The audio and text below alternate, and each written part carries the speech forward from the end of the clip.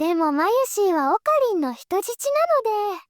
もう、いずくだけで再生数1万は増やしてるわ。As-tu déjà ressenti ce frisson inexplicable au moment où le héros lève les yeux? Imagine un instant que chaque image sur ton écran soit une porte ouverte sur un monde où les émotions se déploient sans limite. Aujourd'hui, on ne va pas suivre un chemin tout tracé, on va explorer ensemble ces moments suspendus, ces éclats de vie qui te font vibrer sans que tu t'en rendes compte. Parfois, c'est l'envie irrésistible de cliquer sur le prochain épisode, cette force mystérieuse qui te pousse à plonger tête à première dans des séries qui ne te laissent aucun répit. C'est alors que chaque image, chaque son te touche au plus profond de ton être. Prépare-toi à un voyage émotionnel où l'animation se fait le miroir dans nos propres sentiments, où le récit devient poésie et où tu n'es plus seulement spectateur, mais acteur de ta propre histoire. Ce qui rend un animé inoubliable, c'est pas seulement son univers ou ses combats stylés, c'est ce qu'il arrive à faire naître en nous. Un frisson, un silence, un poids sur la poitrine, et souvent ce choc émotionnel ne vient pas d'un twist ou d'un final déchirant, mais d'un personnage, un personnage brisé, paumé, humain, un personnage qu'on va tomber, douter ou résister, un personnage qui nous renvoie à nous-mêmes, et c'est là qu'intervient la construction émotionnelle. C'est l'art de tisser un cœur derrière un visage et de faire un héros un miroir qui reflète nos failles, nos colères et nos espoirs. Et certains animés excellent dans cet art, ils ne racontent pas juste des histoires, ils racontent des âmes qui se battent pour guérir. Par exemple, il y a Naruto, à la base c'est un paria, un gamin ignoré, isolé, qui fait le clown pour que l'on regarde au moins une fois. Mais derrière son énergie débordante, il y a la solitude et un vide qui hurle, une douleur qui ne dit pas son nom. Ce n'est pas un héros par nature, c'est un enfant blessé qui construit une carapace. C'est pour être reconnu, aimé et accepté, et ce qui est beau, c'est que l'on voit grandir, pas juste en puissance, mais aussi en profondeur.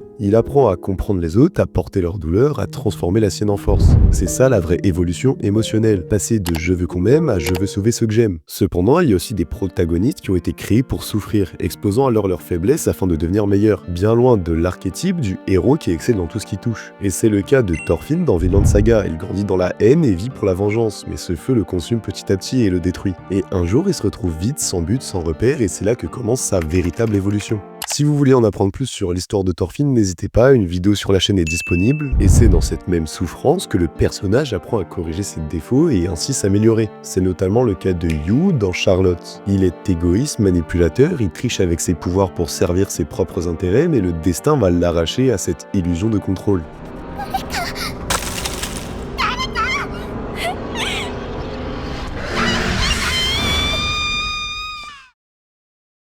Quand il perd ce qu'il a de plus cher, il s'effondre. C'est pas une chute stylisée, c'est une vraie descente dans le chaos, dans la douleur et dans la perte de sens. Et c'est à travers cette noirceur qu'il va se reconstruire, pas pour devenir un sauveur, mais pour porter le poids du monde, quitte à s'oublier lui-même. Ainsi, Naruto, Yu et Thorfinn ont des parcours différents, mais une chose en commun, ils sont des humains avant d'être des êtres puissants. Et c'est ça qui rend les animés si puissants émotionnellement, parce qu'ils ne vendent pas que des héros. Ils nous racontent des blessures, des silences, des renaissances. Quelque part, on s'y retrouve, parce qu'on a tous un jour cherché à être connus, on a tous un jour perdu quelque chose d'essentiel, et peut-être qu'on cherche encore à faire la paix avec nous-mêmes. On peut dire que la force des animés, c'est de nous faire ressentir de l'empathie vis-à-vis des personnages. On ressent la peine, la souffrance, la joie des personnages comme si nous étions proches d'eux. On ressent alors leur expérience avec eux. Mais chacun et chacune peut s'inscrire à un personnage de par une anecdote ou un trait de caractère que celui-ci a. C'est pour ça que le développement d'un caractère est essentiel, car c'est celui-ci qui procure de l'émotion, même s'ils ne sont pas les seuls vecteurs émotionnels. Et oui, on oublie souvent que l'animation a un rôle crucial dans la diffusion d'émotions, de par la symbolique de certains éléments graphiques et de la direction artistique. Et c'est ce qui fait la grande force de l'animation, c'est tout simplement la liberté artistique sur les expressions faciales, puisque celle-ci, ou plus généralement le dessin, s'éloigne des caractéristiques faciales d'un humain dans le monde réel.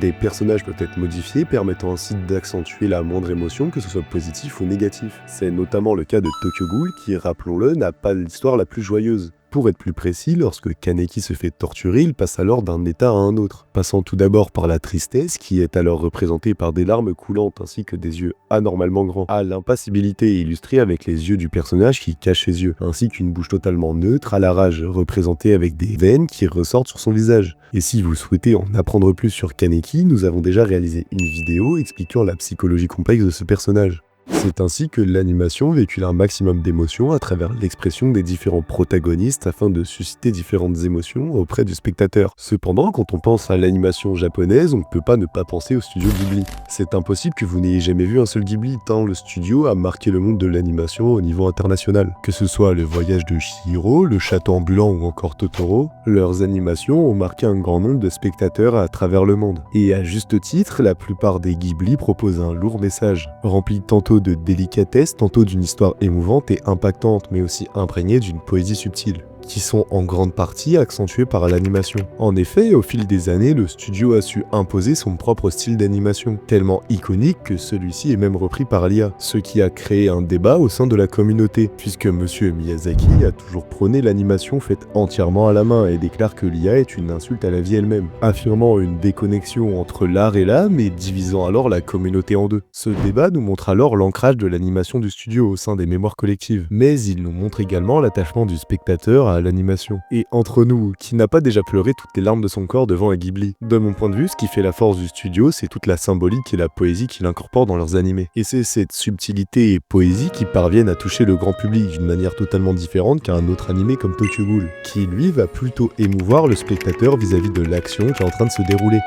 Alors qu'un Ghibli, lui, va émouvoir le spectateur de par le message puissant qu'il véhicule. Par exemple, dans le tombeau des Lucioles, il y a un certain réalisme au sein de l'animation, plongeant ainsi le spectateur dans une immersion totale. Cette quête de réalisme se traduit par une représentation fidèle du Japon en temps de guerre. Que ce soit les décors détaillés des rues dévastées aux abris de fortune, plonge le spectateur dans une réalité tangible, renforçant l'impact émotionnel du récit. Et même si l'animation en 2D reste classique, le choix de cette animation confère au film une dimension intemporelle, contrairement à une approche en prise de vue réelle. L'animation permet une certaine distance, offrant au spectateur la possibilité de traiter des thèmes lourds avec une sensibilité accrue, ce qui est notamment le cas à travers la représentation des Lucioles, symbolisant la fragilité de la vie et l'éphémérité de l'innocence. En soi, l'animation n'est pas qu'un simple moyen de narration, elle est intrinsèquement liée à l'émotion que dégage l'animé. Chaque choix artistique de la conception des décors a une potentielle symbolique, est pensé pour immerger le spectateur dans une expérience sensorielle et émotionnelle inoubliable. Mais il y a des moments dans les animés où les mots ne suffisent plus, des instants suspendus où c'est plus l'image ni le dialogue qui parle, mais une simple mélodie. Je pense qu'on est tous d'accord pour dire que la musique aide grandement à ressentir des choses lors du visionnage d'un animé, car selon le rythme de la musique, l'émotion qu'on peut alors ressentir n'est pas du tout la même. Il y a alors quelque chose d'unique dans la manière dont les animés utilisent leur bande-son, un détail presque invisible mais qui transforme totalement ce que l'on ressent. Non, elle n'est pas là pour meubler le silence, elle est là pour dire l'indisible, pour traduire l'émotion brute que les personnages ne peuvent exprimer, cette peur qui serre la gorge, cette tristesse douce qui s'installe sans prévenir, ou cette paix soudaine, ce sentiment d'espoir qui naît sans raison apparente. Prenons par exemple le cas de Your Lie in April, où là, dans ce cas, la musique devient un langage, un cri silencieux, une confession qu'on n'ose pas dire à haute voix. Chaque note que joue Kusei, c'est un morceau de son cœur qui se déchire ou qui se libère. C'est alors que la musique nous prend par la main et nous fait ressentir ce que les personnages ressentent, pas en l'expliquant, non, mais en le faisant vibrer en nous. Une simple mélodie peut réveiller une mémoire, un souvenir ou une douleur enfouie. Elle peut créer cette étrange impression d'être compris profondément par une œuvre qui ne te connaît même pas. C'est pour ça qu'on pleure parfois sans trop savoir pourquoi. Parce qu'une note a touché quelque chose de fragile, quelque chose qu'on pensait avoir oublié. Et c'est là le pouvoir de la musique, que ce soit dans les animés, dans les films ou dans les séries, celle-ci parvient à nous toucher sans même qu'on comprenne pourquoi. La musique apporte une certaine poésie et renforce l'émotion désirée dans la situation précise. Si dans Your Lie in April, les musiques douces du piano nous montrent la sensibilité des personnages et également des situations tristes voire mélancoliques, il suffit alors que les notes changent pour procurer une toute autre émotion. Comme par exemple en aggravant simplement les notes du piano. On peut alors ressentir de la colère. Ainsi, la musique est un élément crucial dans les œuvres cinématographiques, car celle-ci accélère alors la montée des émotions. Et si jamais tu veux en apprendre plus sur Your Lie in April, nous avons également sorti une vidéo à ce sujet. Même si les musiques nous permettent de ressentir des émotions douces comme la tristesse, celles-ci peuvent également nous plonger au cœur de l'action. Dans ce cas-là, les OST de JoJo Bizarre Adventure sont les maîtres de ce domaine. En effet, qui ne se rappelle pas de l'OST mythique de Jotaro, lorsque celui-ci, avec son stand, anéantit ses ennemis, ou encore des openings épiques comme End of the World. Si ces OST sont marquants, c'est qu'ils sont conçus pour intensifier la tension des émotions dans des combats. Par exemple, le thème Awaken des hommes du pilier mélange des éléments mystiques et modernes, créant ainsi une atmosphère menaçante qui souligne la dangerosité des adversaires. On sent aussi à travers la série l'influence de la culture musicale de Hirohiko Araki. La série intègre une variété de genres musicaux, du rock au jazz, pour correspondre à l'ambiance spécifique de chaque combat. Ainsi, chaque personnage aura alors un univers musical qui lui correspond au mieux, reflétant leur personnalité et leur style de combat. Par exemple, l'OST de Jotaro est composé en grande majorité de guitare électrique, à l'inverse de l'OST de Giorno qui est majoritairement composé de piano afin de révéler la sensibilité et l'intelligence du personnage, qui est alors beaucoup moins agressif et impulsif que Jotaro. Il y a de plus un effort de synchronisation des musiques. Les compositeur synchronise méticuleusement le son avec les mouvements et les moments clés des combats, renforçant l'impact visuel et émotionnel. Cette harmonie entre son et image rend chaque affrontement plus immersif et mémorable. On constate alors que les OST des combats dans JoJo sont mémorables car elles amplifient la tension dramatique. Cela utilise une diversité musicale adaptée et offre des thèmes personnalisés pour les personnages et synchronise précisément la musique avec l'action. Cette approche musicale enrichit alors l'expérience des combats, les rendant inoubliables pour les spectateurs. A contrario, la musique peut être utilisée comme un outil orphique. Tu sais, ce moment où t'as l'impression que ton cœur s'arrête juste à cause de la musique. Ce moment où la bande-son d'un animé te broie de l'intérieur, avant même que la scène ait vraiment commencé. Pas une image, pas une parole, juste quelques notes et t'es déjà ailleurs. T'es tendu, tu respires plus, tu sais pas ce qui va se passer, mais tu vas le sentir passer. Tu peux être devant ton écran, calme, posé, et puis bam, une musique lente. Menaçante, à un rythme sourd qui monte doucement. Et là, ton cerveau commence à faire le lien. Quelque chose va arriver. Et cette tension, elle monte, sans rien que n'ait encore changé à l'image. C'est la musique qui t'installe dans la peur de l'action. C'est ça la force de la musique dans les animés. Elle ne se contente pas d'accompagner l'action, elle te prépare psychologiquement à ce qu'il va suivre. Elle te torture lentement. Et il y a un animé qui maîtrise ça à la perfection. L'Attaque des Titans. Ou plutôt Shingeki no Kyojin.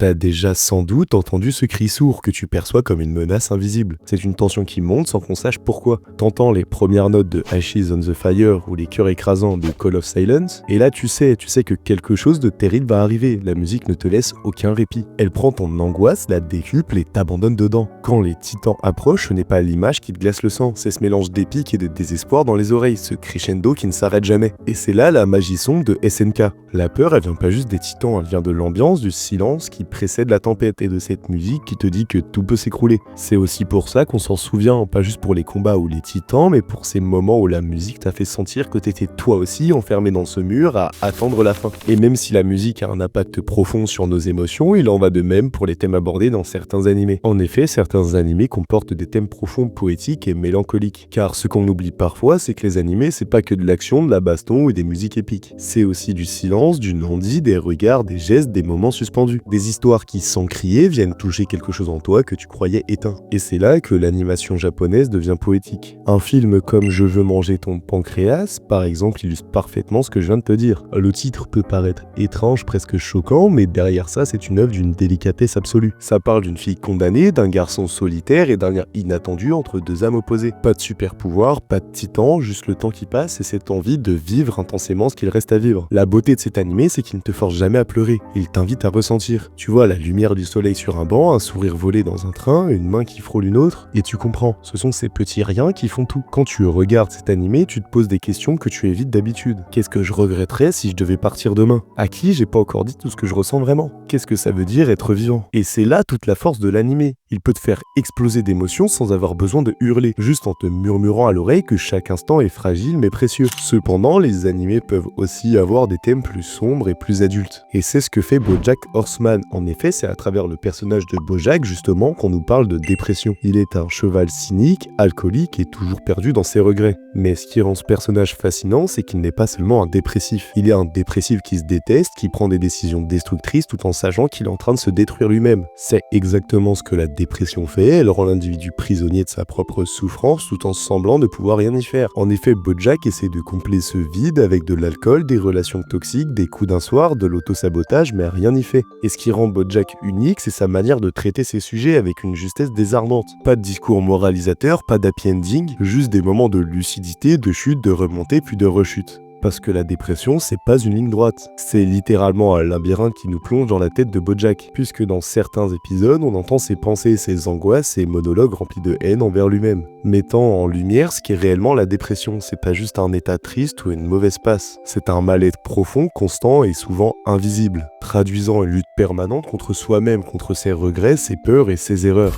Pourtant, il y a certains cas où l'émotion n'a pas besoin d'être présente pour qu'on s'attache à un animé. En fait, je pense que le sentiment qui fait qu'on s'attache le plus à un animé ou à toute autre chose, c'est la nostalgie. C'est un sentiment puissant qui te fait revivre toute ta vie en une fraction de seconde. Et ce qui est beau justement avec ce sentiment, c'est que le moindre détail ou le moindre objet peut refaire surgir la nostalgie. Et qui ne s'est jamais re-regardé son animé coup de cœur? Personnellement, j'ai re-regardé plusieurs fois Hunter x Hunter ou encore Tokyo Ghoul. Et c'est là toute la question. Pourquoi on va encore regarder un animé qu'on a déjà vu dans lequel lequel on connaît tout l'enjeu. Et c'est justement parce que la nostalgie est présente. C'est en s'attachant à cet animé, en ressentant des sentiments durant ton premier visionnage, que tu t'y es inconsciemment lié. Et je pense que l'animé parfait pour illustrer cela, c'est Dragon Ball. Aucun animé ne peut être autant intergénérationnel que lui, et tu sais tout autant que moi que même tes darons le connaissent. Et je pense que c'est sûrement l'animé qui a bercé le plus d'enfance des adultes d'aujourd'hui. Désormais tu travailles, t'as des responsabilités et t'as sans doute une famille. T'as plus le temps pour regarder des animés et peut-être que tes goûts d'enfant sont partis. Pourtant je suis sûr que beaucoup d'adultes sont retombés sur Dragon Ball et l'ont regardé après de nombreuses années sans l'avoir vu. Ça montre bel et bien qu'au fond, l'enfant qu'on était sommeille toujours en nous et qu'il attend juste de regarder des BZ après une longue période sans l'avoir vu. C'est ainsi que Dragon Ball peut parler à l'enfant, à l'adolescent, mais aussi à l'adulte nostalgique qui recherche inconsciemment à retrouver son enfance. Cependant, il y a des choses négatives dans les animés, plus précisément des choses qui peuvent énerver les fans d'animé, comme par exemple le fait d'attendre une suite qui ne sortira jamais, et donc quand l'animé que tu apprécies tant n'aura jamais de suite, comme High School of the Dead, putain de merde. Ou alors, un truc bien chiant, c'est d'attendre je sais pas combien d'années pour une suite et se faire spoil par des putains de whips de merde qui te disent « Va lire les scans !»